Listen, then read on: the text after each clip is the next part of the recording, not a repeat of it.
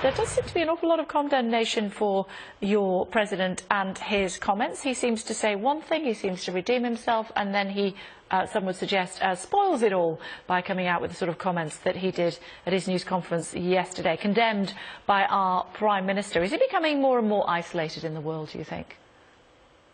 Well, I think yesterday was definitely unproductive for President Trump. He came out on Tuesday and I think condemned the far-right groups as he should have. And it seemed to, answer the mail in terms of what he needed to do as president. And yesterday, yesterday's press conference was not a good moment for the president. So, I think that, in Washington, he's had some other challenges with the Russia investigation and sanctions on Russia and other challenges there, kind of fighting openly with the Senate Majority Leader Mitch McConnell. And so, I think that's an interesting assumption or assessment just in terms of how things are progressing right now in terms of his presidency as he kind of comes to the fall, in his first year here. So there's definitely been some rocky roads, no doubt about that. What do you say to those who suggest that it's starting to unravel for the president big time? These two panels that we've been talking about include the business panels, of course, Manufacturing Council and Strategy and Policy Forum. One of them he only set up himself, actually, when he became president. He has disbanded that. Now, he's disbanded both of them, actually. He says, in order to stop the pressure on those CEOs on the panels. Others might say it's because they're like lemmings jumping off a cliff trying to leave as quickly as they possibly can, given what he's been saying about Charlottesville. I think that coalitions are important, and if you want to pass legislation, if you want to govern, if you want to get things done as an elected leader, you have to have coalitions, and whether that's coalitions with the private sector or coalitions in the legislative branch or state and local governments. And so I think that it's really going to be important for the president to do an assessment here, and maybe his new chief of staff, John Kelly, can help him with that in terms of kind of restarting and refreshing and trying to rebuild or build a coalition. I think that, losing CEOs, again, isn't helpful in terms of, the White House trying to get things done. Yesterday was actually supposed to be Infrastructure Day in terms of building, future infrastructure, bridges, roads, tunnels, those kind of things in the U.S. And, obviously after the press conference, we haven't really heard much about that. We've heard more negative things in terms of the White House. And so, they do lack strategy. They need a long-term strategy. When I've said this on not only the Russia investigation, but, broadly in the White House. And so I think that is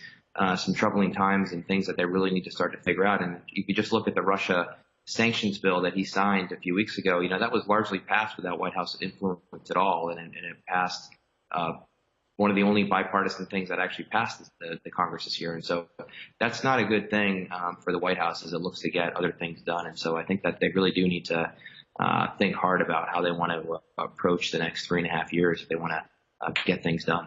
Restarting, rebuilding, refreshing is how you started the answer to that question I posed. And looking for a fight with people like North Korea, Kim Jong-un, in the help, whether it's accepted or not, of countries like China, has taken the United States and North Korea back from the brink. I think that President Trump actually was able to establish a relationship with the Chinese premier, early on at one of his early dinners at the Mar-a-Lago in Florida. And so I think there was a bit of a relationship there. He actually was able to accomplish. I think the North Korea situation is obviously a very serious one that the world is certainly paying attention to. And I think, a peaceful solution is certainly what everybody wants. But, those are real issues that, a president has to deal with. And I think that, seeking help from people who are in the region, whether it's South Korea, China, Japan, is obviously important. I think that, his Defense Secretary, James Mattis, has, been out there just in terms of U.S. posture from a defensive standpoint. But I think to come to a diplomatic solution and kind of working through the UN, and Nikki Haley has done a good job, I think, in terms of, getting sanctions passed through. And the Chinese, just the other day said that they were going to enforce those things, which I think may have helped the North Koreans kind of come back down off the ledge, if you will, in terms of the Guam, targeting Guam and saying that they're going to, reassess, because, losing trade such as fisheries and other things that Chinese buy is obviously a big deal to the North Korean economy and those kind of things. So, yeah, it is important to work through his staff, his cabinet, working with other allies, working with the UN, and trying to get some things done. Good to talk to you, as always. Thank you.